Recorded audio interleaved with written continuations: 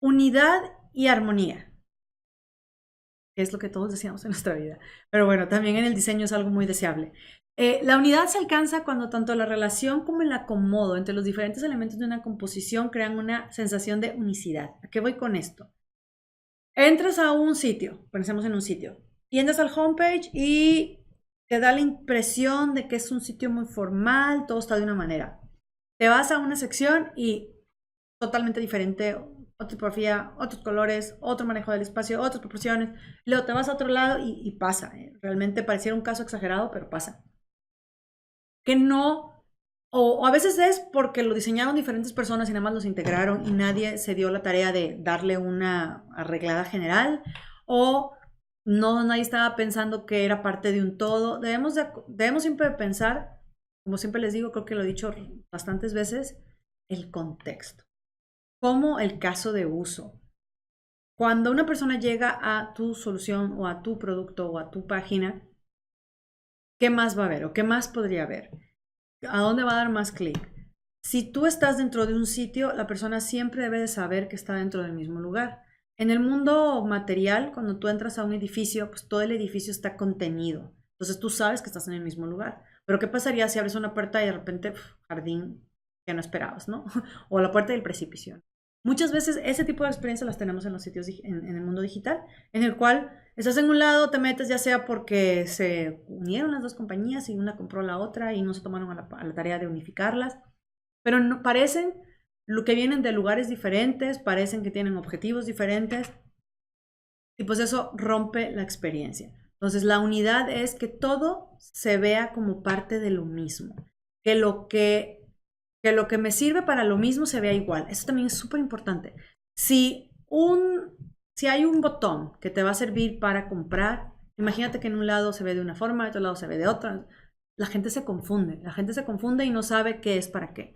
Lo que sirve para lo mismo se debe de ver igual y de preferencia debe estar en el mismo lugar en el que estaba en el otro lado, en la medida de lo posible, ¿no? Para que las personas no tengan que reaprender muchas veces cómo funciona tu sitio. Hay muchas experiencias que son bastante estándar, que a la gente ya trae como que un mapa cognitivo, un mapa mental de cómo debe funcionar. Y también si tú lo rompes, es un arma de dos filos. Hay veces en que te destacas y te distingues y creas más, dejas más la memoria guardada de tu experiencia o confundes a la persona y no sabe para qué estaba ahí. Entonces, la unidad es uno de los objetivos más importantes, es uno de los objetivos que se logra con la suma de todas las partes y es cuando tus diferentes instancias de diseño, la suma de todas es más que cada una de sus partes, que suena como muy así, poético, pero eso es lo que es. Cada cosa contribuye a la creación del todo.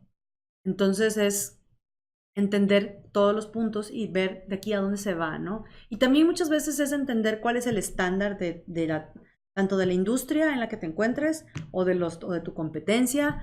Habrá veces en que te convenga parecerte a los demás, sobre todo cuando depende, ¿no? Pero sobre todo cuando eres un nuevo producto, hay veces, no sé, eres un nuevo producto médico, las medicinas, son decir. Las medicinas, la mayoría tienen como que ya un código visual de cómo se deben de ver. Tipografía, el colorcito, el cuadrito y así. Quieres parecer medicina. A lo mejor después tienes que ver de qué manera rompo con mi competencia para ser memorable, pero de entrada la gente cuando me vea tiene que saber que soy una medicina. Lo mismo pasa con los sitios. Si tu sitio es un sitio bancario, se debe de ver como sitio bancario, aunque tengas totalmente cosas diferentes para que vean que no eres como cualquier otro banco, por decir un ejemplo, ¿no? Depende mucho de lo que quieres hacer, pero tienes que entender que todo se debe ver unificado en sí mismo y en el entorno en el que va a vivir. Y bueno, aquí habla un poquillo más de cuestiones que nos ayudan a generar principios o otro tipo de herramientas que nos ayudan a generar unidad.